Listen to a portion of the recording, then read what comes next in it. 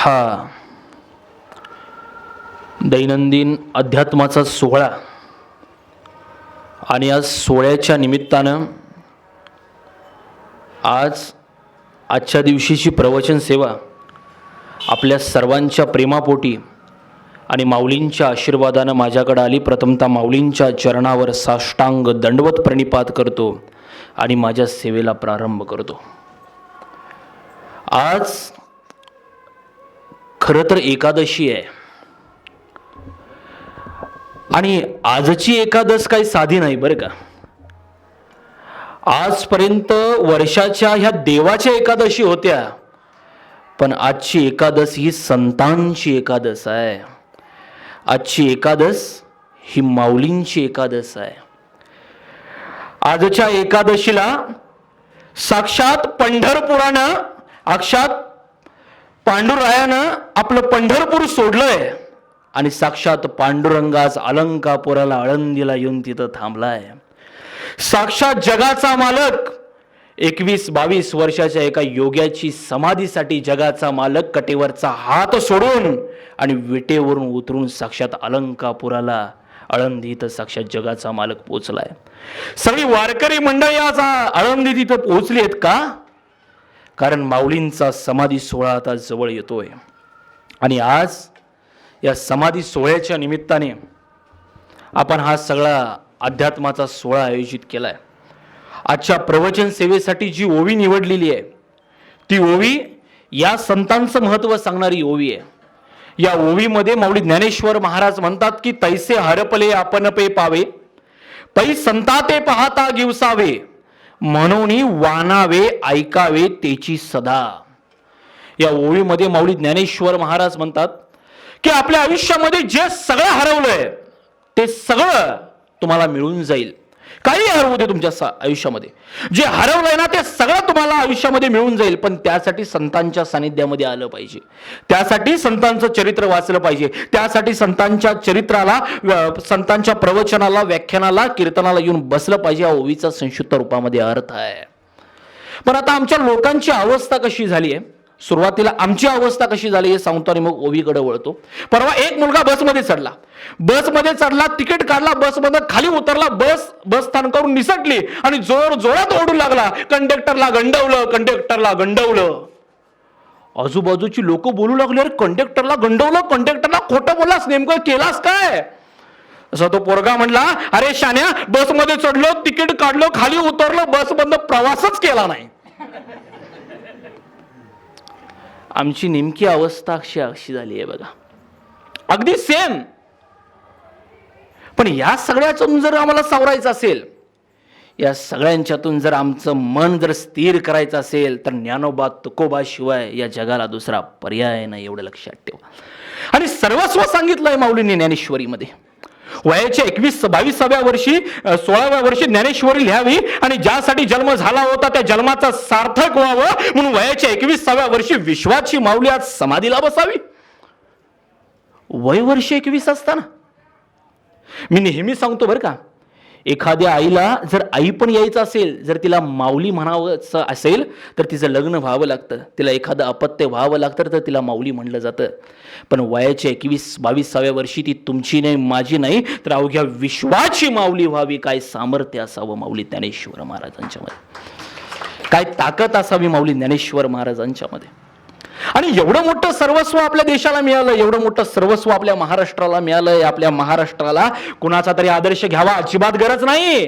माऊली ज्ञानेश्वर महाराज संत मंडळी सर्वात मोठा आदर्श आहेत माझ्या महाराष्ट्राचं. कुठला मोटिवेशनलची माझ्या महाराष्ट्राला अजिबात गरजच नाही.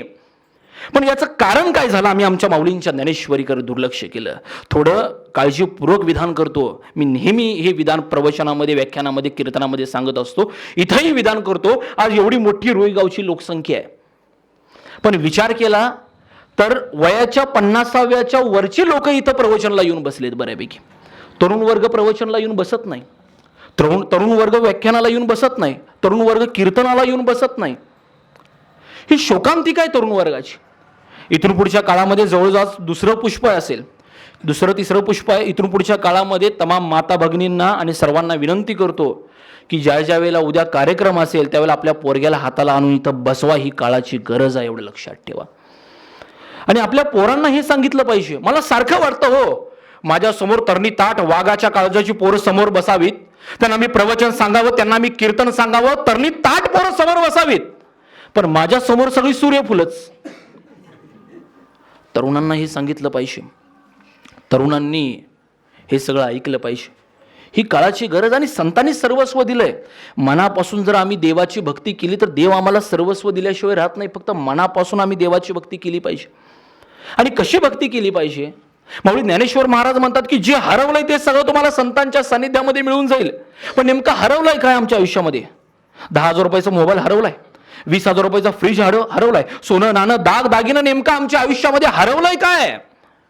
10,000 रुपयाचा मोबाईल हरवला, 20,000 रुपयाचा फ्रीज हरवला, सोनं नाणं दाग दागिनं जर काही हरवलं तर ते मिळवून देण्यासाठी आत्ताच्या काळामध्ये पोलीस यंत्रणा आहे. चौकामध्ये CCTV कॅमेरा आहेत, माणूस पळून जाऊ शकत नाही. पण आपल्या आयुष्यामध्ये खऱ्या अर्थानं सुख, समाधान आणि आनंद हरवत चाललाय. तो जर मिळवायचा असेल तर संतांच्या चरणाशी आलं पाहिजे. अहो, जसा लाही लाही जीवाला झाड देती रे सावली, जसा लाही लाही जीवाला झाड देती रे सावली, ज्याला नाही जगी कोणी त्याला माझी आळंदीची ज्ञानराज माऊली. ज्याला कोणी नाही ना त्यानं आळंदीला जावं. तिथं माय आणि बाप दोघंही तुम्हाला आळंदीला मिळून जाईल. कधी संकटामध्ये असेल ना, वाटलं ना रे संपलंय सगळं, सगळ्याचा त्याग करा, जा आळंदीला. माऊली ज्ञानेश्वर महाराजांच्या समाधीला कडकडून मिठी मारा, सर्वस्व तुम्हाला मिळल्याशिवाय राहणार नाही. हा संतांचा महिमा आहे, ही संतांची किमया आहे. मग हे संतांनी नेमकं दिलं काय? भक्ती नेमकी कशी आहे? माऊली ज्ञानेश्वर महाराज म्हणतात जे हरवलंय ते सगळं तुम्हाला मिळून जाईल. मग हरवलंय काय? सुख, समाधान आणि आनंद हरवलाय. ते मिळवायचं असेल तर हे वाचलं पाहिजे, हे ऐकलं पाहिजे, याच्याशिवाय दुसरा पर्याय नाही. मग ऐकलं पाहिजे, वाचलं पाहिजे, त्याची नेमकी प्रचिती काय होते याचंही उदाहरण जाता जाता तुम्हाला सांगतो. तुम्हाला तुकाराम महाराजांची पत्नी अवली माहिती असेल. ती अवली तुकाराम महाराजांची पत्नी होती. तुकाराम महाराज रोज सकाळी 4-4:30 वाजता भंडाऱ्याच्या डोंगरावर अभंग लिहिण्यासाठी, गाथा लिहिण्यासाठी तुकाराम महाराज जायचे. आणि तुकाराम महाराजांची पत्नी हे तुकाराम महाराजांचं काम एक काम म्हणून करत नव्हती, तर त्या कामामध्ये मला समाधान मिळतं म्हणून ते तुकाराम महाराजांचं काम करत होती.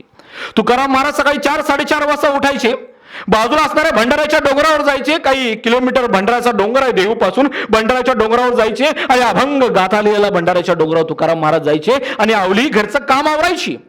आणि घरचं काम आवरून पिठलं भाकरी घ्यायची, डोक्यावर ठेवायची आणि 12-12:30 वाजता देहूपासून काही किलोमीटर असणारा भंडाऱ्याचा डोंगर अगदी उन्हातानामध्ये चालत जायची, भंडाऱ्याचा डोंगर चढायची. दुपारी 1-1:30च्या सुमारात तुकोबांना जेवण द्यायची. दिवसामागून दिवस जात होते. आणि मी नेहमी सांगतो बरं का, एखादा पुरुष, आज तुकाराम महाराजांनी गाथेमध्ये 5,000-5,500 अभंग लिहिले. याचं कारण काय तुम्हाला सांगू? आज माता भगिनी इथं उपस्थित आहेत. तुकाराम महाराजांनी गाथेमध्ये 5,000-5,500 अभंग लिहिले नव्हे, तर शिवाजी महाराजांनी हे सगळं हिंदवी स्वराज्य निर्माण केलं. यामागचं कारण तुम्हाला सांगू. ज्या वेळेला एखादी स्त्री घरचा संसार सांभाळायला सिद्ध असते ना, त्यावेळेला घरचा पुरुष देशाचा संसार सांभाळायला बाहेर पडतो. तुकाराम महाराजांची पत्नी अवलीनं जर तुकाराम महाराजांना जर संसाराच्या कटकटीमध्ये जर अडकून ठेवला असतं तर तुकाराम महाराज 5,500 अभंग सोडा, तुकाराम महाराज 5 अभंग सुद्धा लिहू शकले नसते. शिवाजी महाराजांच्या धर्मपत्नींनी जर शिवाजी महाराजांना जर संसारामध्ये अडकून ठेवला असतं तर शिवाजी महाराजांनी हिंदवी स्वराज्य निर्माणच करू शकले नसते. याचं कारण, ज्या वेळेला घरची स्त्री घरचा संसार सांभाळायला सिद्ध असते त्यावेळेला घरचा पुरुष देशाचा संसार सांभाळायला बाहेर पडतो. म्हणून घरच्या स्त्रीला स्वराज्याच्या देवारातील देवताचं स्थान देतो. याचं कारण हे आहे. म्हणून स्त्री ही स्वराज्याच्या देवारातील देवता आहे. याचं कारण माझी स्त्री ही सर्वस्व आहे.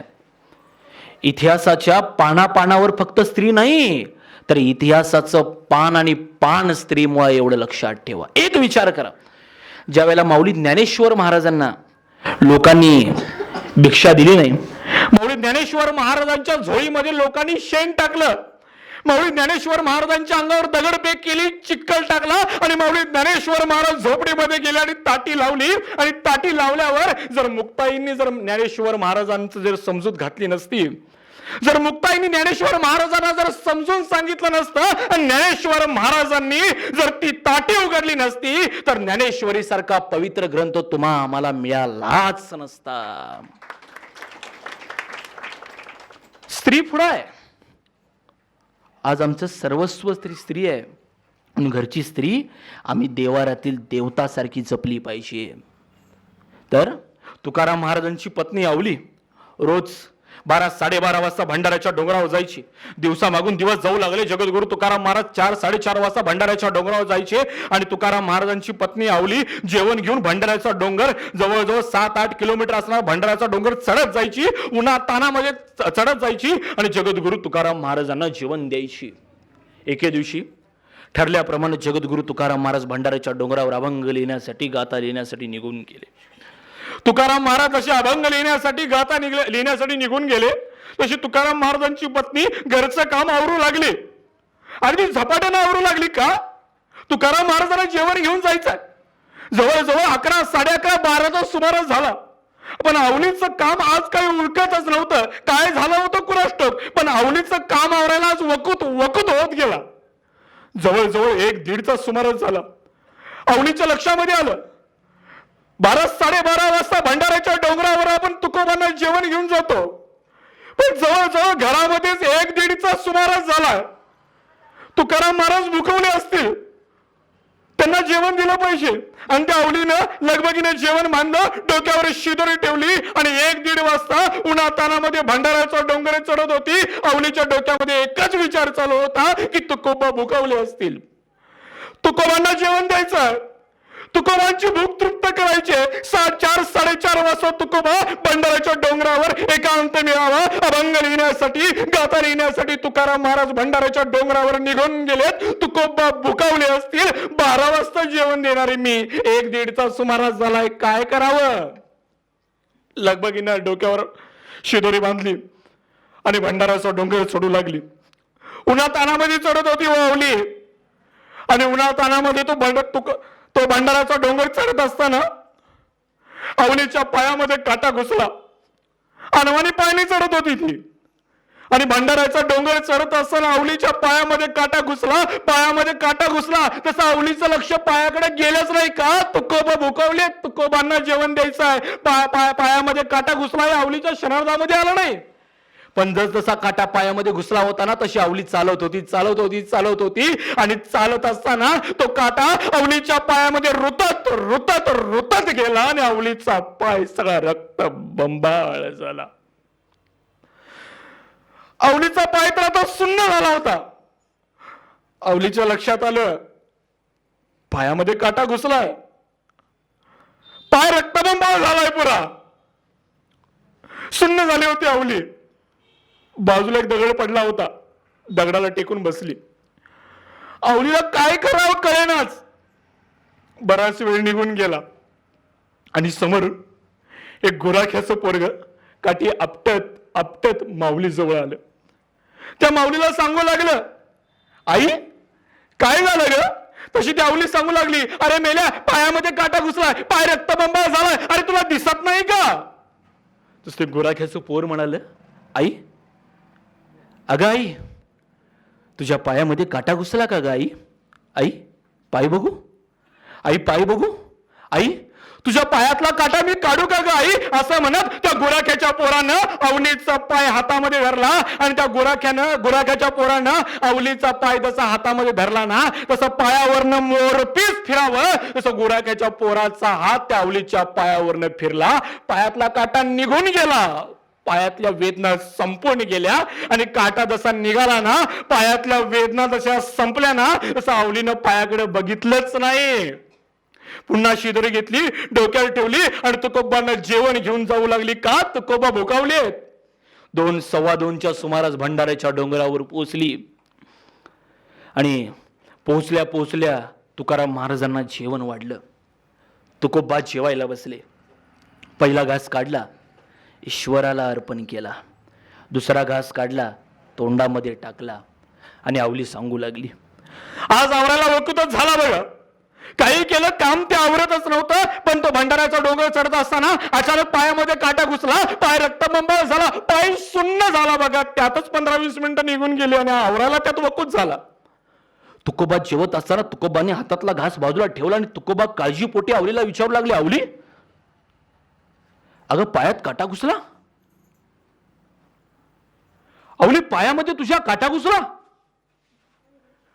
पाय रक्तबंबाळ झाला होता आवली, आवली पाय सुन्न झाला होता.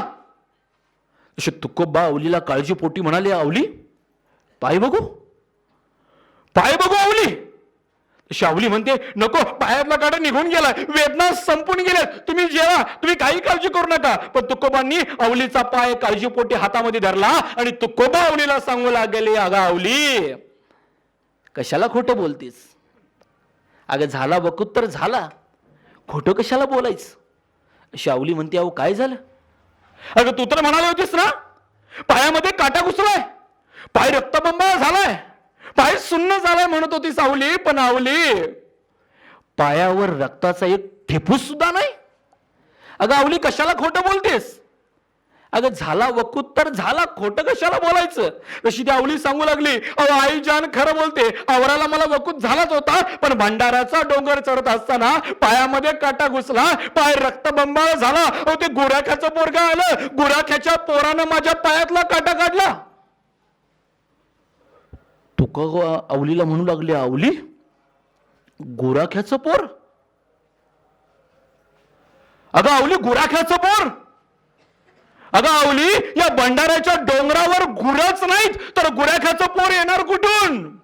तशी आवली सांगते, अहो आई जान खरं सांगते, भंडाऱ्याचा डोंगर चढत असताना पायामध्ये काटा घुसला, पाय रक्तबंबाळ झाला होता, गुराख्याचं पोरगा आलं, गुराख्याच्या पोरग्यानं माझ्या पायातला काटा काढला. तुकोबा आवलीला सांगू लागली, आवली पाय बघू, पाय बघू आवली. तसं तुकोबांनी आवलीचा पाय हातामध्ये धरला आणि जसं तुकोबांनी आवलीचा पाय हातामध्ये धरला ना, तसा अबीर बुक्क्याचा खणखणाट वास सुटू लागला आणि तुकोबा आवलीला सांगू लागले, अगं आवली, अगं आवली, अगं ते गुराख्याचं पोर नवा ग आवली, अगं आवली तो विठोबा, आवली विठोबांनी तुझ्या पायातला काटा काढला, आवली विठोबा. म्हणजे साक्षात जगाचा मालक आवलीच्या पायातला काटा काढण्यासाठी गुराख्याचं रूप घेऊन तिथं आला होता. ही अनन्य भक्तीची ताकद आहे, ही भगवंतावर असणाऱ्या विश्वासाची ताकद आहे. हा संतांचा महिमा आहे. खूप दिलाय हो संतांनी, आम्हाला भरभरून दिलंय, आम्हाला मागायची वेळच नाही एवढं सगळं आम्हाला संतांनी दिलंय. फक्त त्यामुळे आम्हाला वेचून घेता आलं पाहिजे. खूप दिलंय आम्हाला संतांनी. आणि मी नेहमी सांगतो बघा, माझ्या माऊलींनी ज्ञानेश्वर लिहिली ना, ही आईच्या अंतःकरणाने लिहिली बरं का. आईची माया आहे माझ्या माऊलींच्या ज्ञानेश्वरामध्ये. कशी माया आहे आईची? माता भगिनी आहे तिथं, तुम्हाला सगळ्यांना माहिती आहे. आपल्याला 2 पोरं असतात. पहिलं पोरग खूप हुशार असतं, तुम्हाला माहिती असतं आपलं पहिलं पोरग खूप हुशार आहे. पण आई तुला एक दुसरंही पोरगा असतं, तुला माहिती असतं माझं दुसरं पोरग खूप खट्याळ आहे. पण ती आई जाणीवपूर्वक एक कृत्य करते. पहिलं पोरग हुशार आहे ना, त्याच्याकडे थोडंसं दुर्लक्ष करते, पण जे दुसरं पोरग आहे ना त्याच्याकडे अगदी काळजीपूर्वक लक्ष देते. माझ्या माऊलींनी ज्ञानेश्वर लिहिली ना, ही अशी आईच्या अंतःकरणाने लिहिली. चांगल्यांचं चांगलं व्हावंच, पण दृष्टांचंही चांगलं व्हावं या आईच्या अंतःकरणाने माझ्या माऊलींनी ज्ञानेश्वर लिहिले, एवढं लक्षात ठेव. ही आईची माया आहे माझ्या माऊली ज्ञानेश्वरांची.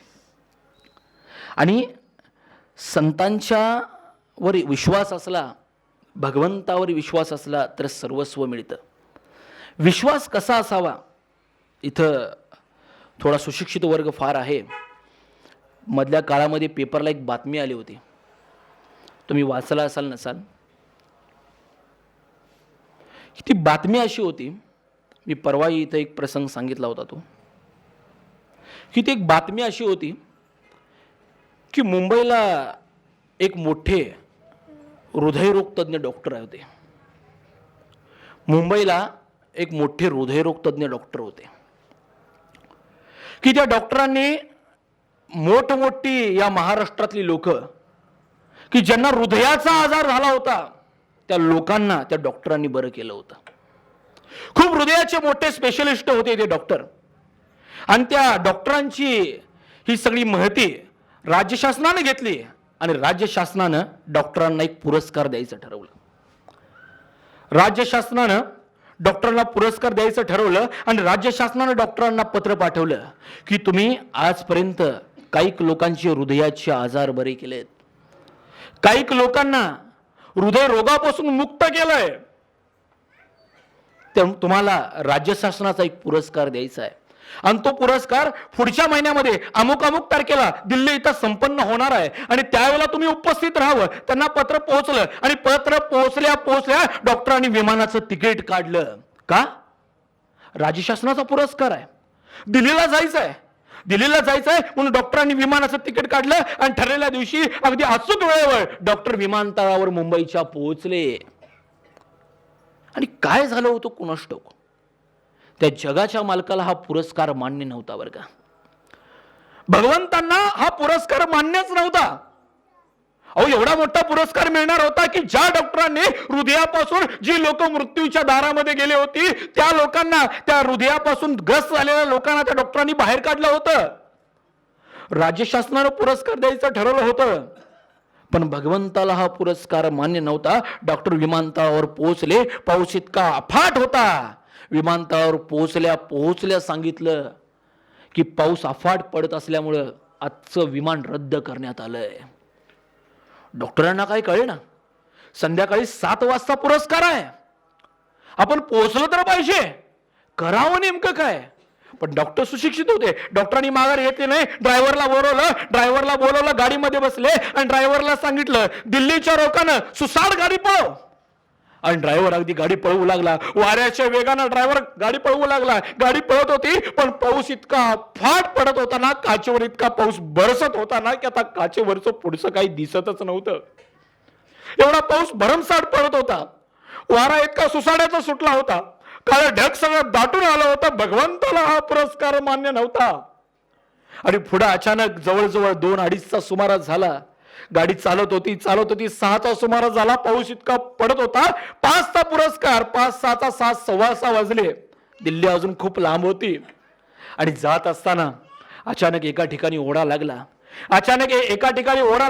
आणि त्या ड्रायव्हरनं गाडी दुसऱ्या दिशेनं वळवली आणि जवळ 70-80 किलोमीटर गाडी आतमध्ये गेली. 8:15चा सुमारास झाला. त्या डॉक्टरांच्या लक्षात आलं 8:15चा सुमारास झालाय, आपला पुरस्कार तर चुकलाय. पण पुरस्कार नुसता चुकला नाही, ज्या ठिकाणी ओढा होता ना त्या ओढ्यापासून गाडी आपण डाव्या साईडला आतमध्ये वळवली त्या ठिकाणी आपला रस्ता पण चुकलेला आहे. आता जर आपल्याला व्यवस्थित सुरक्षित ठिकाणी राहायचं असेल तर इथं काहीतरी आपल्याला राहण्याची सुविधा बघितली पाहिजे. पुरस्कार तर आपला चुकलाय, नेमकं काय करावं. डॉक्टर गाडीतून उतरले. भरमसाठ पाऊस पडत होता. ड्रायव्हरला सांगितलं गाडी योग्य ठिकाणी पार्किंग कर. आणि डॉक्टर गाडीमधून खाली उतरल्या समोर एक झोपडी दिसली. झोपडीमध्ये एक दिवा दिसला. डॉक्टर त्या झोपडीच्या दारामध्ये गेले. झोपडीचा दरवाजा थोडासा उघडा होता. झोपडीतून आत डोकावून बघितलं, एक विधवा महिला तिथं समोर बसली होती. विधवा महिलेसमोर एक पाळणा होता आणि पाळण्यामध्ये श्रीकृष्णाची मूर्ती विराजमान केली होती. आणि ती विधवा महिला पाळण्याला झोका देत श्रीकृष्णाचं भजन करत होती. डॉक्टरांना काही कळे ना, पाऊस एवढा बरसतोय, हिची तर झोपडी आणि झोपडीतून पाणी खाली गळतंय आणि ही विधवा महिला या श्रीकृष्णाचं भजन करते. पाळण्यामध्ये श्रीकृष्ण आहे. डॉक्टर आतमध्ये गेले, माऊलीला सांगू लागले, आई मी काही कारणास्तव दिल्लीला निघालो होतो ग, पण रस्ता चुकलोय, मला सुरक्षित राहण्यासाठी आज रात्री पुरता मला इथं आसरा देशील का. त्या माऊलीला माहिती नव्हतं आपल्या घरी कोण आलंय. माऊलीला कल्पनाच नव्हती, अगं आई तुझ्या घरी मुंबईतले विख्यात डॉक्टर जे हृदयरोग तज्ञ आहेत की ज्यांच्या दारामध्ये मोठमोठ्या लाखो करोड रुपयाच्या गाड्या की ज्यांच्या दारामध्ये लाईनी लावून असतात. आई मोठी मोठी लोक त्यांची अपॉइंटमेंट घेऊन त्यांना भेटतात. आई एवढे मोठे डॉक्टर तुझ्या झोपडीमध्ये आलेत, आईला माहिती नव्हतं.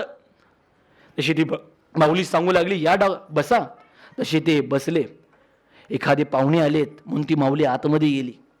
गॅसवर भांडं ठेवलं, चहा ठेवला आणि चहा ठेवल्यानंतर ती माऊली पुन्हा बाहेर आली आणि पुन्हा त्या पाळण्यामध्ये श्रीकृष्णाची मूर्ती विराजमान केली होती. पुन्हा त्या पाळण्याला झोका देऊ लागली, श्रीकृष्णाचं भजन करू लागली आणि ती माऊली श्रीकृष्णाच्या भजनामध्ये इतकी गुंग झाली होती ना, माऊलींनो त्या श्रीकृष्णाच्या भजनामध्ये इतकी ती माऊली भारावून गेली होती ना की आतमध्ये ठेवलेला चहा कधी करपलाय हे माऊलीच्या लक्षातही आलं नाही. डॉक्टर साहेब माऊलीला म्हणतायत, अगं आई आतमध्ये चहा ठेवलेस का? आई तो करपलेला वास येतोय ग. त्यावेळेला आई भानावर आली.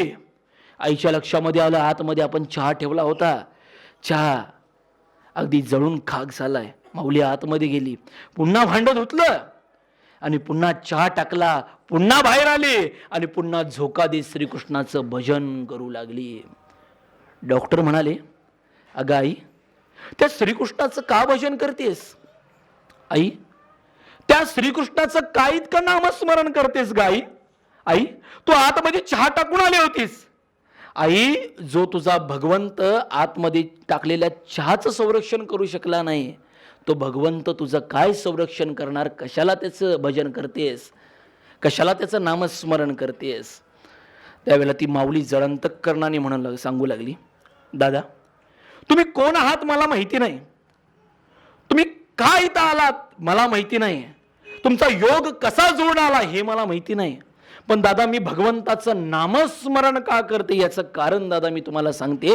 त्या भगवंतावर माझा का विश्वास आहे आणि का नामस्मरण एवढं करते त्याचं कारण सांगते. दादा मध्ये श्रीकृष्णाची मूर्ती विराजमान केली आहे आणि दादा त्या पाळण्याच्या बरोबर माग दादा माझे एक 2-3 वर्षाचे एक लेकरू आहे. दादा दादा ते लेकरू खूप लहान आहे हो दादा, छोटस लेकरू आहे ते, पण दादा जसा त्याचा जन्म झाला ना तसं दादा त्याला एक हृदयाचा खूप मोठा आजार झालाय. दादा दादा इतका मोठा आजार त्या पोराला झालाय ना दादा की तोही तो बरा होत नाही. पण दादा मी ऐकून आहे मुंबईला हृदयाचे खूप मोठे डॉक्टर आहेत, खूप मोठे आहेत, की कसलाही हृदयाचा आजार असला तर ते डॉक्टर दादा बरे करतात. काही लोकांना मृत्यूच्या दाढीतून दादा त्या डॉक्टरांनी बाहेर काढलंय.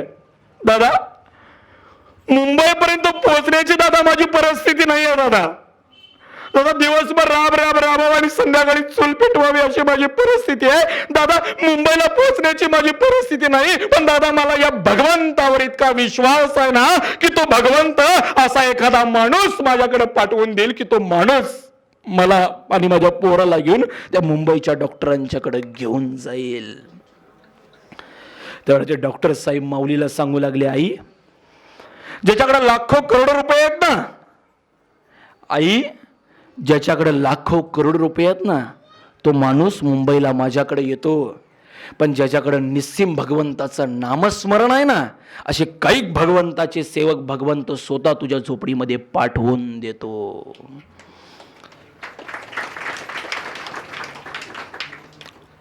इतका विश्वास फक्त आम्हाला आमच्या भगवंतावर असावा. भगवंताला भक्ताशिवाय काही नाही बरं का. भक्त आणि ईश्वर वेगळा नाही आहे. भगवंताला भक्ताशिवाय काहीच नाही. या भगवंताचं आणि आपलं नातं कसं आहे? शांत बस. या भगवंताचं आणि आपलं नातं कसं आहे तुम्हाला सांगू का, की माय आणि लेकराचं नातं आहे. जशी आई लेकरा विना पोरकी आहे ना आणि जसा लेकरू आई विना पोरका आहे ना, अगदी तसंच भगवंत भक्ता विना पोरका आणि भक्त भगवंता विना पोरका. एवढं लक्षात ठेवा. भगवंताला भक्त हवाय आणि भक्ताला भगवंत हवाय. फक्त मधली नाळ आम्हाला फक्त जोडता आली पाहिजे. आणि ती जोडायची कशी? भक्तीनं जोडायची. भक्ती हे माध्यम आम्हाला संतांनी दिलंय. ही भक्तीनं आम्ही ती नाळ जोडली ना की आम्हाला सर्वस्व मिळल्याशिवाय राहणार नाही. ही भक्तीनं आम्हाला जोडता आली पाहिजे. पण आत्ताच्या काळामध्ये कसं झालंय, आमची गाडी, आमची माडी आणि आमच्याच बायकोची गोलगोल साडी, ह्याच्यामध्ये आम्हाला भक्ती दिसना, ह्याच्यामध्ये आम्हाला भगवंत दिसना. पूर्वी एक काळ होता, मी नेहमी सांगायचो, पूर्वी एक काळ होता की संतांनी आम्हाला खूप चांगली शिकवण दिली होती. संतांनी आम्हाला शिकवण दिली होती. कुठली शिकवण दिली होती? की अतिथी देव भव. म्हणजे काय? येणाऱ्या पाहुण्यांना देव मानावी आमची संकल्पना. मग आम्ही काय केली? पाटी केली आणि घरावर लावली, अतिथी देवो भव. काळ बदलला, काळाप्रमाणे आमची लोकही बदलली. अतिथी देवो भव नावाची पाटी गळून पडली आणि त्या पाटीच्या जागी दुसरी पाटी लावण्यात आली. त्या लिहिलं असायचं शुभलाभ. म्हणजे काय? शुभ ही माझंच व्हावं, लाभ ही माझाच व्हावा आणि येणाऱ्या जाणाऱ्या रस्त्यावर त्या लोकांनी मला तो लाभ द्यावा म्हणून शुभलाभ. ही शुभलाभ नावाची पाटी गळून पडली. किती संतांच्या विचारांपासून आम्ही लांब आलोय बघा. शुभलाभ नावाची पाटी गळून पडली, त्या पाटीच्या जागी नवीन पाटी लावण्यात आली. सुशिक्षित लोक आम्ही आता अतिसुशिक्षित झालो. घरावर पाटी लावली, वेलकम. वेलकम नावाची पाटी काही कार येणाऱ्या जाण्याचं स्वागत करू लागली. अगदी त्यांचं स्वागत करून झाल्यानंतर तीही पाटी गळून पडली आणि त्या पाटीच्या जागी आता दुसरी पाटी लावण्यात आली. त्यावर लिहिलेलं असायचं, कुत्र्यापासून सावध राहा. म्हणजे एकेकाळी आम्ही संतांनी दिली शिकवण आत्मसात करत होतो, येणाऱ्या अतिथींना देव मानत होतो, पण आता अतिथी येऊच नाही म्हणून दारातच कुत्री बांधून ठेवायला लागलो. पण दारात कुत्री बांधता बांधता श्वानाचे काही गुणही आम्हाला चिकटले बरं का. नुसतं कुत्री आम्ही बांधली नाहीत, पण दारात कुत्री बांधता बांधता श्वानाचे काही गुणही आम्हाला चिकटले. त्यातला पहिला आहे चाटणे आणि दुसरा आहे चावणे. आता निवडणुका आलेतच. पहिला आहे चाटणे आणि दुसरा आहे चावणे. जर एखाद्याला चालता येत नसेल तर त्याच्या खांद्यावर हात टाका. आम्हाला चाटणे आणि चावणे ह्याच्याशिवाय पलीकडे काहीच येत नाही. हे सगळं बदललं पाहिजे. संतांच्या विचारावर आम्ही एकरूप आलं पाहिजे. सर्वस्व, मी तुम्हाला सांगतो, सर्वस्व दिलंय संतांनी. आणि मगाशी आपला विषय चालू होता की आज सगळी मंडळी आळंदीला पोहोचलीत. ही साक्षात देव सुद्धा आज आळंदीमध्ये पोहोचलाय. जगाचा मालक कटेवरचा हात सोडून आणि विठेवर उतरून आज आळंदीला पोहोचलाय. काय दिलंय आपल्याला माऊलींनी? काय चरित्र आहे माऊलींचं? जाता जाता फक्त चरित्र थोडक्यात सांगतो. नेमकं कारण समाधी सोहळा आहे परवा दिवशी आणि आज माऊलींची एकादश आहे.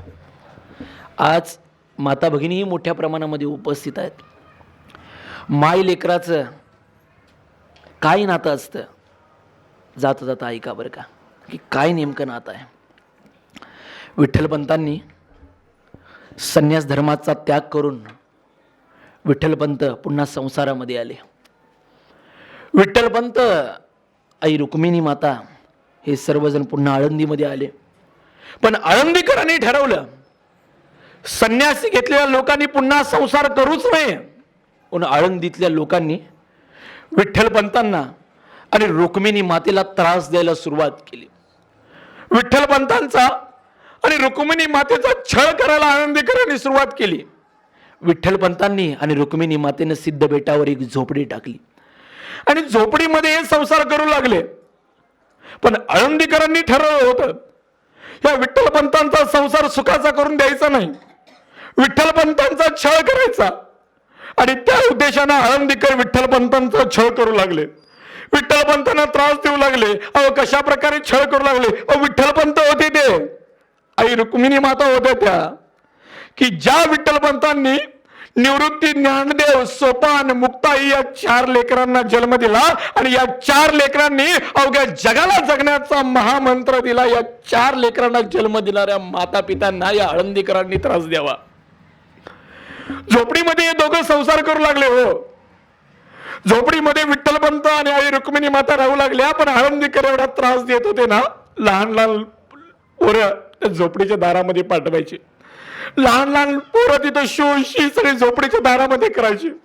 गोठ्यामधली बांधलेली जनावरं सोडायची, त्या विठ्ठलपंतांच्या झोपडी समोर आणून उभं करायची. त्या जनावरांचं शेण विठ्ठलपंतांच्या झोपडीच्या समोर पडायचं. विनाकारण त्रास द्यायला सुरुवात केली, विनाकारण छळ करायला सुरुवात केली. रात्री रुक्मिणी माता आणि विठ्ठलपंत झोपलेला असायचे. हे धर्मांध सगळे लोक यायचे आणि रात्री झोपल्यानंतर या विठ्ठलपंतांची आणि रुक्मिणी माता ज्या ठिकाणी झोपलेली आहेत ना, ती झोपडी पेटवून द्यायचे आणि रुक्मिणी माता कावरी बावरी व्हायची. हो, 4 लेकरांना ज्यांनी जन्म दिला ना, त्यांची झोपडी माता पित्यांची या लोकांनी पेटवली होती. त्यांच्या दारामध्ये विष्ठा केली होती, त्यांच्या दारामध्ये शेणघाण टाकलं होतं. पण एवढा सगळा संघर्ष रुक्मिणी माता आणि विठ्ठलपंतांनी भोगला आणि त्यांच्या पोटाला 4 पोरं जन्माला आली. निवृत्ती, ज्ञानदेव, सोपान आणि मुक्ताई. ही 4 लेकरं जन्माला आली आणि जन्माला आल्यानंतर कलेनं वाढत असताना एके दिवशी मुक्ताईने माऊली ज्ञानेश्वर महाराज आळंदीमध्ये फिरत असताना आळंदीमध्ये एका मुलाची मुंज चालू होती. आळंदीमध्ये एका मुलाची मुंज चालू होती आणि मुक्ताई ज्ञानेश्वरांना म्हणाली, माऊलींना सांगू लागली, ज्ञानदादा त्या दादाची मुंज चालू आहे रे. ज्ञानदादा तुझंही मुंजीचं वय झालं ना रे. ज्ञानदादा तुझी मुंज करायची ना.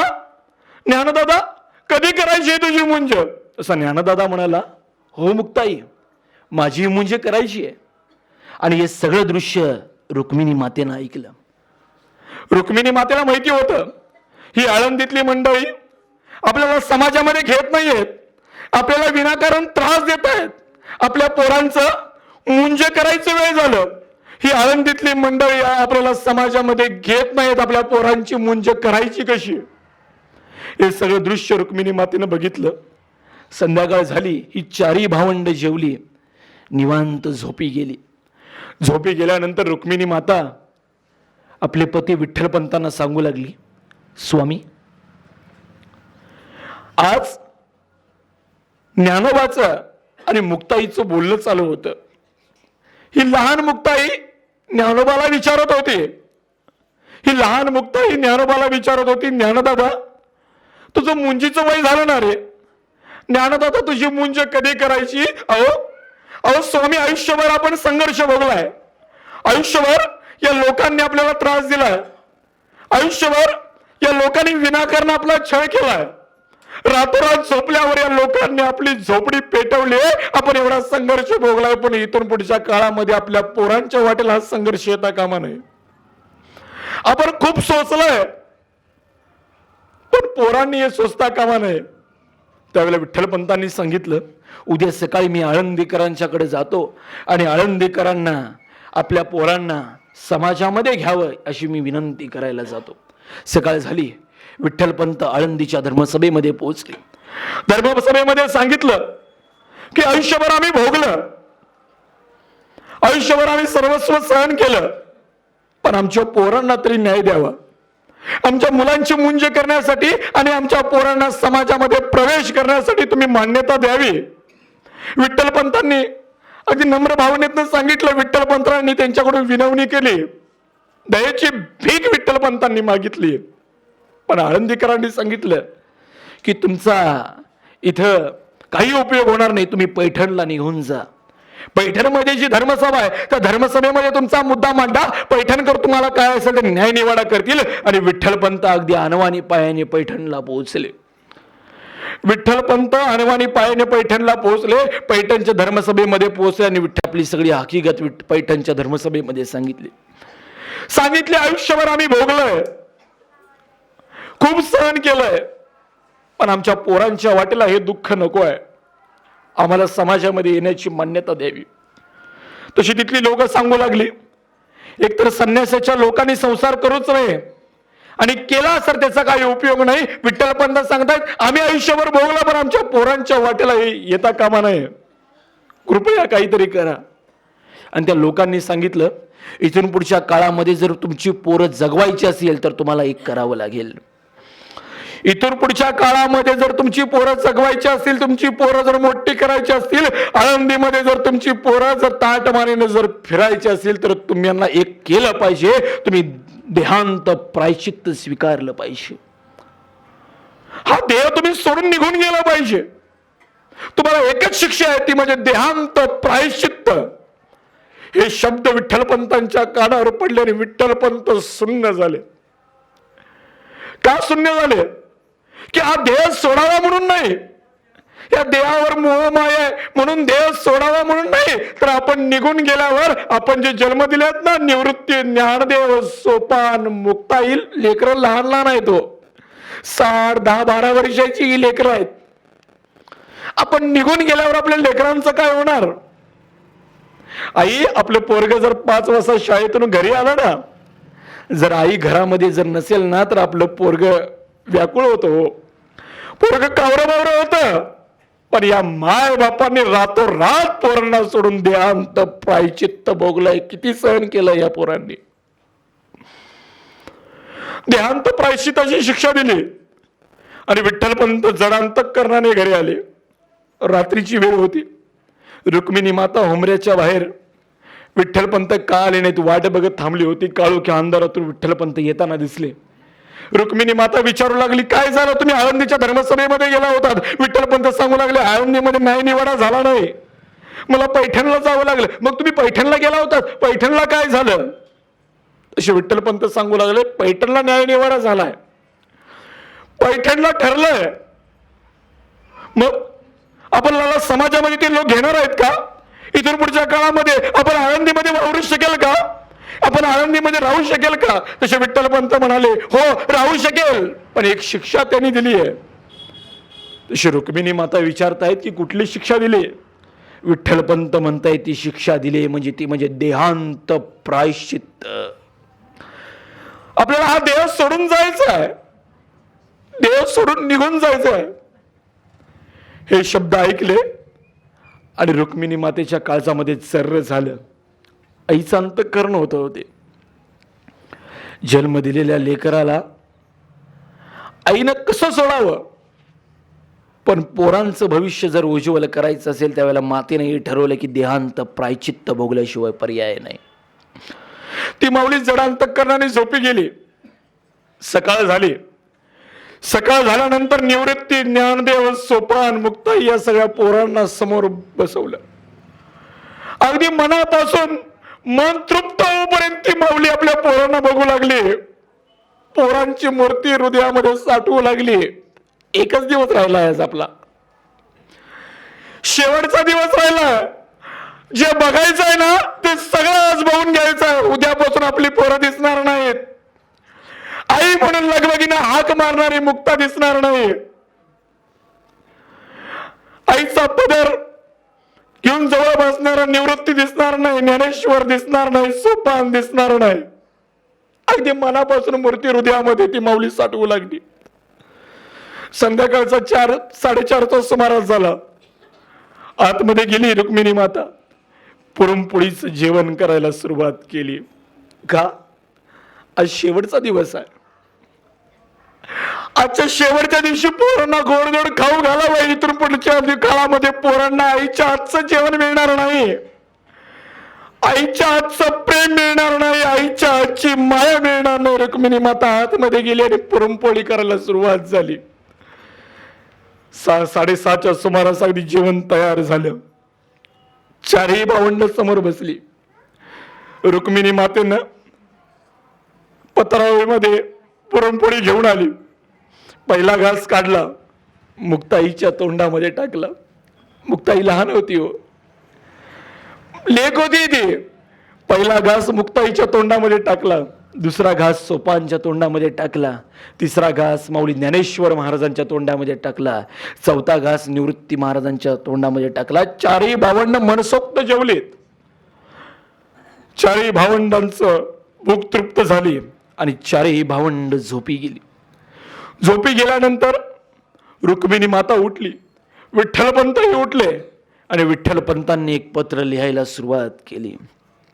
पहिलं पत्र लिहिलं आळंदीतल्या धर्ममार्तंडांना.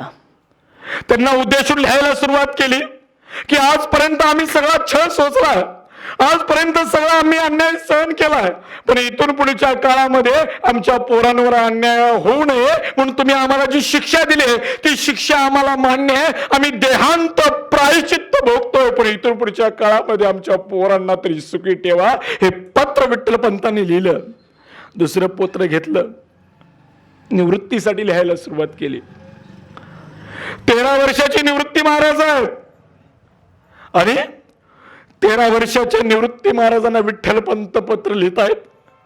निवृत्ती, तुमच्या 4ही भावंडाच्या उद्धारासाठी आम्ही आज देहांत प्रायश्चित्ताचं शिक्षा भोगतोय. देहांत प्रायश्चित्त स्वीकारतोय, पण तू थोरलायस, निवृत्ती तू मोठा आहेस. इथून पुढच्या काळामध्ये ज्ञानेश्वर, मुक्ताई आणि सोपानला माय बापाची आठवण होता कामा नये. निवृत्ती, ज्ञानेश्वर, सोपान आणि मुक्ताईचा माय आणि बाप आता तुला म्हणायचं आहे.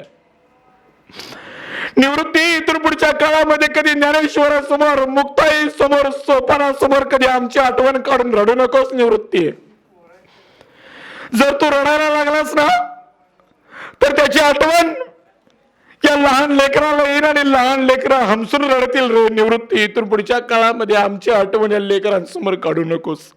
दुसरं पत्र निवृत्तीला लिहिलं आणि समोर पांडुरंगाची मूर्ती होती. पांडुरंगाच्या मूर्तीच्या समोर दोन्ही पत्र ठेवली.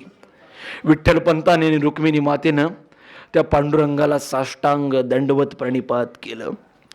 रुक्मिणी माता सांगू लागली, पांडुरंगा काही मोठं मागणं तुझ्याकडे मागितलं नव्हतं रे, काहीतरी मोठं भरभरून दे म्हणून तुला काही मागितलं नव्हतं. पांडुरंगा, एक दगड मातीचं घर आमचं असावं. त्या दगड मातीच्या घरामध्ये आम्ही चारी लेकरा, माझी चारी लेकरं आनंदामध्ये राहावीत, एवढीच माझी अपेक्षा होती रे. पण ते झालं नाही. पण पांडुरंगा, ही शिक्षा आम्हाला मान्य आहे, पण इथून पुढच्या काळामध्ये माझ्या लेकरांचा माय आणि बाप तुला बघायचं आहे बघ. ते पत्र तिथं ठेवलं. त्या पांडुरंगाच्या चरणावर साष्टांग दंडवत प्रणिपात केला आणि दोन्हीही माय बाप देहांत प्रायश्चित्त करण्यासाठी त्रिवेणी संगमावर निघून गेले. आता त्रिवेणी संगमावर निघून का गेले? कुठेही जाऊन देहांत प्रायश्चित्त दिलं असतं, कुठेही जाऊन उडी मारली असती, पण कुठेही जाऊन जर उडी मारली असती तर आत्महत्येचं पातक लागलं असतं.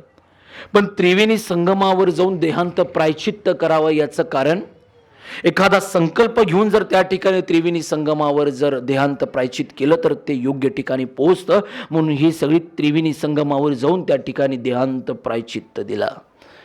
सकाळ झाली. पहिल्यांदा निवृत्ती उठले. रोज सकाळी आपल्याला उठवणारी आई जवळजवळ काहीच सुमारास झाला होता, पण आई काय उठवायला आली नव्हती. आईचे शब्द कानावर पडले नव्हते. मुक्ताई जागी झाली होती. रोज आई मुक्ता होती, लेक होती, लेकीला संस्कार द्यायचे होते, म्हणून रुक्मिणी माता रोज मुक्ताईला लवकर उठवायच्या. पण काही सुमारास होऊन गेला, पण आईची हाक मुक्ताईच्या कानावर पडलीच नव्हती. आईची हाक माऊली ज्ञानेश्वर महाराजांच्या कानावर पडली नव्हती, निवृत्ती महाराजांच्या कानावर पडली नव्हती, सोपान महाराजांच्या कानावर पडली नव्हती. चारही भावंड जागी झाली, कवरी बावरी झाली. माय आणि बाप दिसत नाही. तिकडे शोधाशोध चालू झाले. निवृत्ती महाराजांच्या हातामध्ये ते पत्र दिसलं आणि निवृत्ती महाराजांनी ते पत्र वाचलं. निवृत्ती महाराजांच्या लक्षात आलं की माय आणि बाप दोघे जण आपल्याला सोडून निघून गेले. देहांत प्रायश्चित्त त्यांनी भोगलंय आणि आता आपल्याला या तिन्ही लेकरांचा माय आणि बाप आता आपल्याला व्हायचा आहे. तिन्ही लेकरांना आपल्याला संगोपन करायचं आहे. आणि निवृत्ती महाराजांनी या तिन्ही लेकरांना जवळ घेतलं. घडलेली सगळी हकीकत निवृत्ती महाराजांनी सांगितली आणि ही चारही लोक हांबरून रडायला सुरुवात झाली. अहो 4 दिवस झाले ही पोरं भुकेनं व्याकुळ होती. अहो त्या झोपडीतून, त्या सिद्धवेटाच्या झोपडीतून 4 दिवस झालं फक्त हुंदक्यांचा आणि अश्रूंचा आवाजच फक्त बाहेर होता. ही चारही लेकरं नुसती रडत होती. ना त्या आळंदीकरांना कुठला फरक पडत नव्हता. ही चारही लेकरं रडत होती आणि 5वा दिवस उजाडला. 5वा दिवस उजाडल्यानंतर ती मुक्ताई लहान होती. हो, मुक्ताई माऊली ज्ञानेश्वर महाराजांना सांगू लागली, ज्ञानदादा आज 4-5 दिवस उलटून गेलेत रे. आई असती तर मला काहीतरी खाऊ घातली असती रे. ज्ञानदादा आज 5 दिवस झाले पोटामध्ये माझ्या अन्नाचा एक कणही नाही आहे ज्ञानदादा. ज्ञानदादा मी भुकेने व्याकुळ झाली आहे. त्याच वेळेला माऊली ज्ञानेश्वर महाराजांनी आपल्या उपरण्याला गाठ मारली आणि उपरण्याची झोळी केली आणि आळंदीमध्ये भिक्षा मागण्यासाठी माऊली ज्ञानेश्वर महाराज पोहोचले. आज ही आळंदीमध्ये असणारी जी पोरं शिकायला आली आहेत ना, तीच माऊली ज्ञानेश्वर महाराजांची झोळी आज अडकून आज ही आळंदीमध्ये ती प्रथा चालू आहे बरं का. आज जे मोठे मोठे कीर्तनकार आहेत ना, की कुठलेही मोठे कीर्तनकार असो, त्या कीर्तनकारांवर माऊलींची खूप मोठी कृपा आहे. त्या कीर्तनकारांवर खूप मोठं देणं माऊलींचं आणि आळंदीकरांचं आहे बरं का. एक काळ होता की त्या आळंदीमध्ये माऊली ज्ञानेश्वर महाराजांना तिथल्या लोकांनी भिक्षा दिली नाही. भिक्षा मागायला जर माऊली ज्ञानेश्वर महाराज दारामध्ये गेले तर माऊली ज्ञानेश्वर महाराजांच्या झोळीमध्ये त्या आळंदीकरांनी शेण टाकलं. पण तेच आळंदीकर माऊली ज्ञानेश्वर महाराजांचं ज्यावेळेला कर्तृत्व सिद्ध झालं, आज त्याच माऊली ज्ञानेश्वर महाराजांच्या नावाखाली ज्यावेळेला तिथे शिकायला असलेली पोरं ज्यावेळेला झोळी घेऊन इथं दारामध्ये जातात ना, आज त्या आळंदीकरांचे इतके उपकार आहेत. का उपकार आहेत तुम्हाला सांगतो. एखाद्या आईनं जर गरम गरम जेवण जर तिथं तयार केलेलं असलं आणि आपलं पोरग जर समोर भुकेनं व्याकुळ जरी झालं असलं आणि पोरग आईला सांगायला लागला, आई मला भूक लागली आहे ग, आई गरम गरम जेवण तयार केलंस, आई भाकरी केली आहेस तू, आई गरम गरम भात तयार केलंस, आई मला जेवायला वाढ ना. ते लेकरू जरी आईला विनंती करत असलं तर आई जेवायला वाढत नाही. जोपर्यंत जेवायला वाढत नाही की आळंदीमध्ये शिकायला संस्थेमध्ये असणारं पोरग जोपर्यंत त्या माऊलीच्या दारामध्ये येत नाही, समोर झोळी पसरून त्या माऊलीकडे भिक्षा मागत नाही, आणि ती माऊली जोपर्यंत त्या पोराच्या झोळीमध्ये एखादी भाकर टाकत नाही तोपर्यंत ती माऊली आपल्या घरामध्ये असलेल्या पोरग्याला सुद्धा जेवण वाढत नाही. एवढे उपकार या कीर्तनकार मंडळींवर आहेत आळंदीकरांची. एवढे उपकार आहेत. माधुकरी मागण्याची पद्धत अजून सुद्धा आळंदीमध्ये चालू आहे. ही माधुकरी मागण्याची पद्धत नम्रता शिकवते. आमचे संत म्हणतात की नम्र झाला भूता त्याने कोंडिले अनंता. तुमच्याकडे सर्वस्व जरी असलं तरी नम्रता खूप महत्वाची आहे. वाघ सुद्धा काही परिस्थितींमध्ये 2 पावलं मागे येतो. याचा अर्थ असा नाही की वाघ घाबरलाय. याला वाघाचं अवलोकन म्हणतात. कधी बघा वाघ ज्यावेळेला झेप घेणार असतो ना त्यावेळेला वाघ 2 पावलं मागे येतो. तुमच्याही आयुष्यामध्ये कधी आलीच वेळ तर 2 पावलं मागे या. आज मागं घेतलेली 2 पावलं उद्याची झेप घेण्यासाठी नक्कीच उपयोगी ठरतील, एवढं लक्षात ठेवा. म्हणून संत म्हणतात की नम्र व्हा, नम्र झाला भूता त्याने कोंडिले अनंता. ज्याच्याकडे नम्रता आहे ना त्याला भगवंताला सुद्धा एकत्रित करण्याची ताकद आहे. ज्यावेळेला मोठा महापूर येतो ना, ज्यावेळेला भरमसाठ वारं सुटलेलं असतं ना, त्याला महापुरामध्ये मोठी मोठी मी म्हणणारी मोठी मोठी वृक्ष गळून पडतात. पण छोटी छोटी लव्हाळं असतात ना ती अभेद्य राहतात. याचं कारण काय आहे? मोठी मोठी वृक्ष ज्यावेळेला वारा येतो, ज्यावेळेला महापूर येतो त्यावेळेला ताट राहतात, ती वाकत नाहीत, त्यावेळेला ती मोडून खाक होतात. पण छोटी छोटी लवाळं ज्यावेळेला वारा येतो, ज्यावेळेला महापूर येतो तसं वाऱ्याच्या बरोबर थोडीशी झुकतात, थोडीशी नम्र होतात आणि वारा निघून गेला की पुन्हा आबाळाला गवसणी घालण्यासाठी उभे राहतात. म्हणून थोडी नम्रता महत्वाची आहे. ही आळंदीमध्ये असणारी माधुकरी मागायची पद्धत नम्रता शिकवते. आणि माऊली ज्ञानेश्वर महाराजांनी आपल्या उपरण्याला गाठ मारली आणि माऊली ज्ञानेश्वर महाराज आळंदीमध्ये पोहोचले. एकांच्याकडून भिक्षा मागितली. भिक्षा जशी मागितली ना त्यावेळेला आतून आवाज झाला, अरे तू त्या विठ्ठलपंतांचा मुलगा ना, अरे तू त्या संन्यासाचा पोर ना, तुला भिक्षा आहे ना, थांब देतो. तो माणूस आतमध्ये गेला, गोठ्यामध्ये गेला, जनावरांचं शेण होतं, जनावरांचं शेण उचललं, माऊली ज्ञानेश्वर महाराजांच्या झोळीमध्ये टाकलं. ही घे भिक्षा, हेच खाऊन तुम्ही संन्यासाच्या पोराने जीवन जगायचं. आता तुमचा माय बाप गेला ना, तुम्ही सुद्धा असंच जीवन जगायचं. आता माऊली ज्ञानेश्वर महाराजांनी तिथून निघून आले. पुन्हा दुसऱ्याच्या दारामध्ये भिक्षा मागितली. भिक्षा मागायला गेले, तिथल्या लोकांनी दगडगोटे माऊली ज्ञानेश्वर महाराजांना फेकून मारले. माऊली ज्ञानेश्वर महाराजां कळवळले आणि माऊली ज्ञानेश्वर महाराज नदीकाठी येऊन पोहोचले. एकांत मिळावा म्हणून माऊली ज्ञानेश्वर महाराज नदीकाठी पोहोचले. नदीकाठी 8-10-12 वर्षाची पोरं खेळत होती. त्या पोरांना सुद्धा तिथल्या लोकांनी बिनवलं होतं, ही संन्यासाची पोरं आहेत, ह्यांना स्पर्श सुद्धा करायचा नाही. ही संन्यासाची पोरं आहेत, ह्यांना स्पर्श सुद्धा करायचा नाही. तिथल्या लोकांनी या पोरांना सुद्धा बिनवलं होतं. या पोरांना सुद्धा सांगितलं होतं. माऊली ज्ञानेश्वर महाराज नदीकाठी पोहोचल्या तिथल्या पोरांनी चिखल फेकायला माऊली ज्ञानेश्वर महाराजांच्या सुरुवात केली. अहो या देहावर सगळा चिखल फेकला. हा देह सगळा चिखलाने माखून गेला आणि माऊली ज्ञानेश्वर महाराज कावडे बावडे झाले. माऊली ज्ञानेश्वर महाराज थेट झोपडीमध्ये पोहोचले. झोपडीचा दरवाजा लावला आणि जसा झोपडीचा दरवाजा लावला तसे माऊली ज्ञानेश्वर महाराज एकटेच तिथं बसले आणि ती लहान 8-9 वर्षाची मुक्ताई माऊली ज्ञानेश्वर महाराजांना सांभाळून घेत होती. माऊली ज्ञानेश्वर महाराजांना सांगत होती, अरे दादा तू योगी आहेस, अरे दादा तू सर्वस्व आहेस रे दादा, तुझ्या हातून खूप मोठं कार्य करायचं आहे दादा. दादा तू तसाच जर थकून गेलास, तू जर एकांतामध्ये पडलास दादा, तू जर ताटी लावून गेलीस तर या जगाला ज्ञान कोण सांगणार दादा. दादा या जगाला कोण सावरणार. ही 8 वर्षाची मुक्ता माऊली ज्ञानेश्वर महाराजांना सावरू लागली, माऊली ज्ञानेश्वर महाराजांना सांगू लागली. आणि त्या 8 वर्षाच्या मुक्ताईची हाक माऊली ज्ञानेश्वर महाराजांनी ऐकली आणि माऊली ज्ञानेश्वर महाराजांनी ताटी उघडली आणि तुम्हा आम्हाला ज्ञानेश्वरी सारखा मोठा ग्रंथ माऊली ज्ञानेश्वर महाराजांनी आपल्या ताटामध्ये वाढला. मगाशीच मी तुम्हाला सांगितलं, जर मुक्ताईनं जर ताटी उघडायला माऊली ज्ञानेश्वर महाराजांना भाग पाडलं नसतं तर तुमच्या आमच्या ताटामध्ये ज्ञानेश्वरी सारखा ग्रंथ आपल्याला मिळाला असं नसता. खूप मोठे उपकार आहेत या मुक्ताईचे तुम्हा आमच्यावर आहेत. आणि माऊली ज्ञानेश्वर महाराजांनी ज्ञानेश्वर लिहायला सुरुवात केली. वयाच्या 16व्या वर्षी ज्ञानेश्वर लिहिली आणि ज्यासाठी जन्म झाला त्या जन्माचं सार्थक झालं म्हणून माऊली ज्ञानेश्वर महाराजांनी देवाकडे विनंती केली. देवा ज्यासाठी जन्म झालाय ना त्या जन्माचं माझं आता सार्थक झालंय देवा, देवा मला समाधी घेण्याची परवानगी द्या. आणि देवानंच माऊली ज्ञानेश्वर महाराजांना सांगितलं की कार्तिक एकादशी आहे, ही कार्तिक एकादशी देवाची आणि इथून पुढे जी एकादश येईल ती संतांची एकादश आणि त्या संतांची एकादश झाली की तू समाधी घ्यायची. आणि ही सगळी मंडळी आज आळंदी इथं पोहोचली.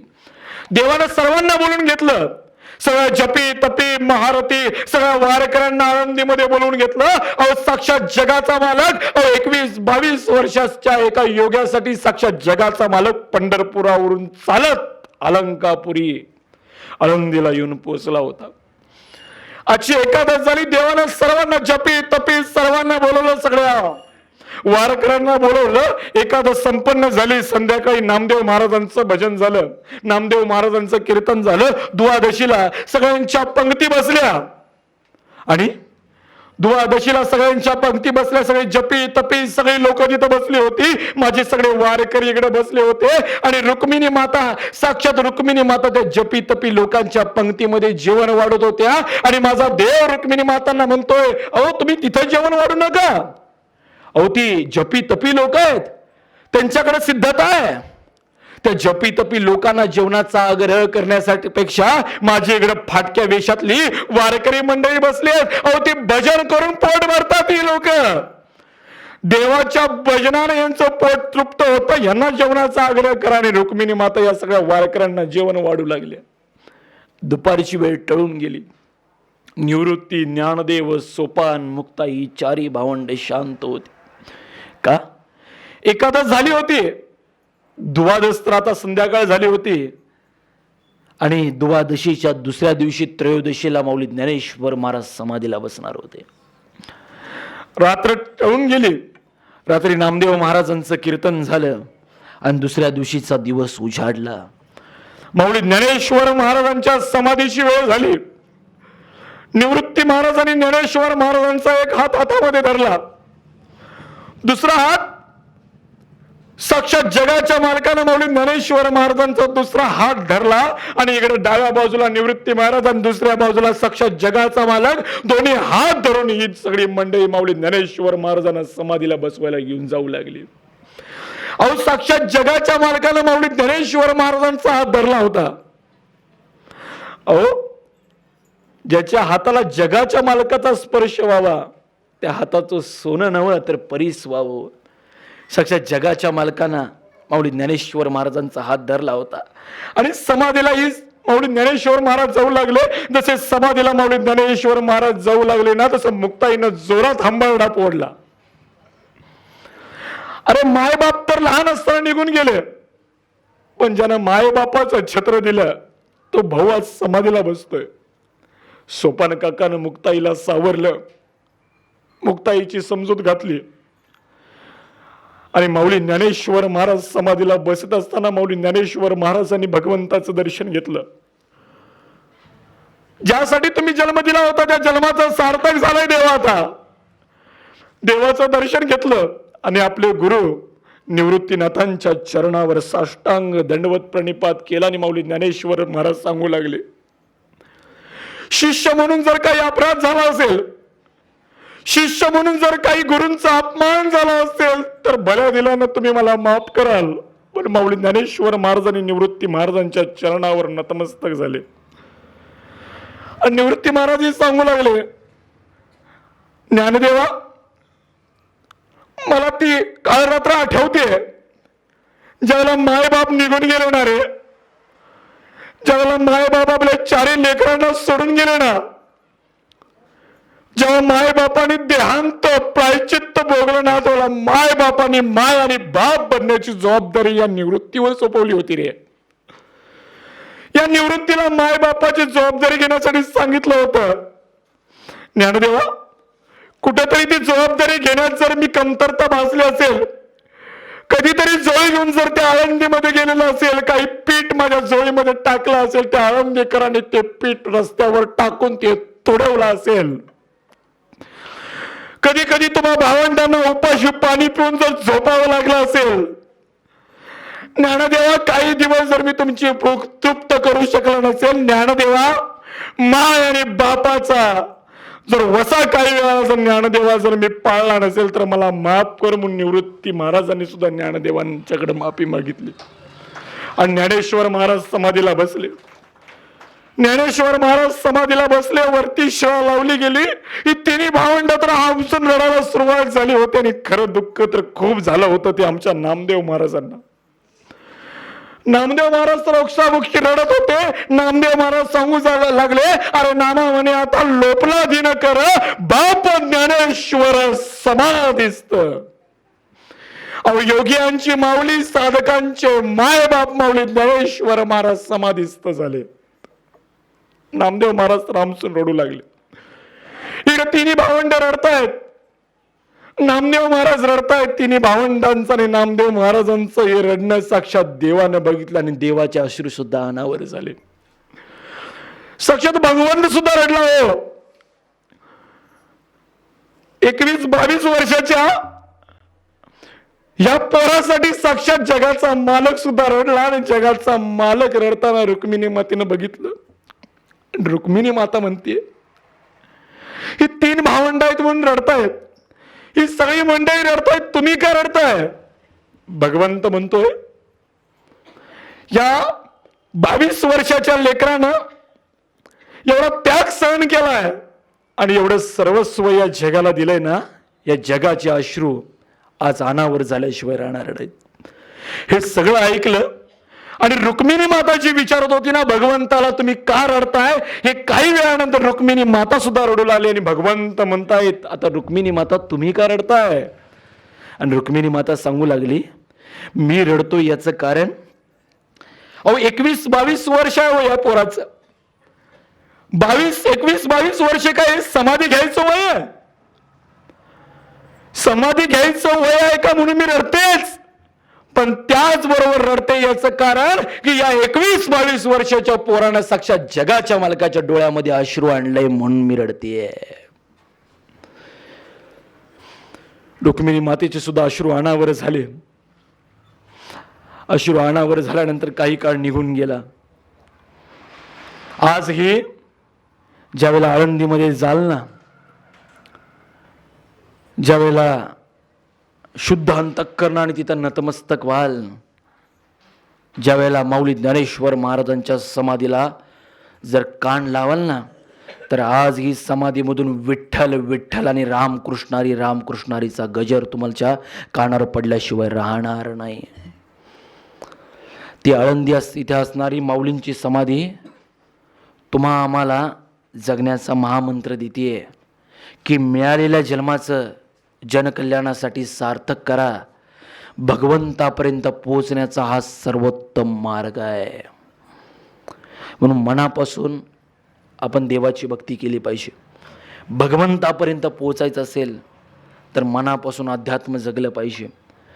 जर 20-22 वर्षाच्या पोरासाठी जर जगाचा मालक पंढरपुरावरून चालत आळंदीला येत असेल आणि 20-22 वर्षाचा तो योगी समाधीला बसल्यावर जगाचा मालक जर हमसून रडत असेल तर जगाच्या मालकाचं प्रेम या भक्तावर किती असावं.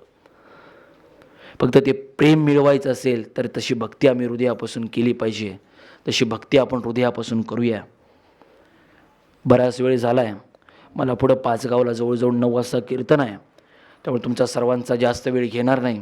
आज या ऐतिहासिक ठिकाणी की ज्या ठिकाणी साक्षात माऊली ज्ञानेश्वर महाराज वावरतात, ज्या ठिकाणी गेले अनेक काळापासून यांची परंपरा चालू आहे, आज या ठिकाणी माऊलींच्या सानिध्यामध्ये, आपल्या सर्वांच्या सानिध्यामध्ये मला सेवा करण्याची संधी दिलीत, त्याला सर्वांच्या मनापासून मी आभार मानतो आणि या ठिकाणी माझ्या वाणीला विराम देतो. करवली तैसी केली कटवट, वाकडी का नीट देव जाणे, फोडले माल धन्याचा हा भांडार, मी तवा हा माल भारवाईन, पुंडली गवर्द्यारे विठ्ठल, श्री ज्ञानदेव तुकाराम.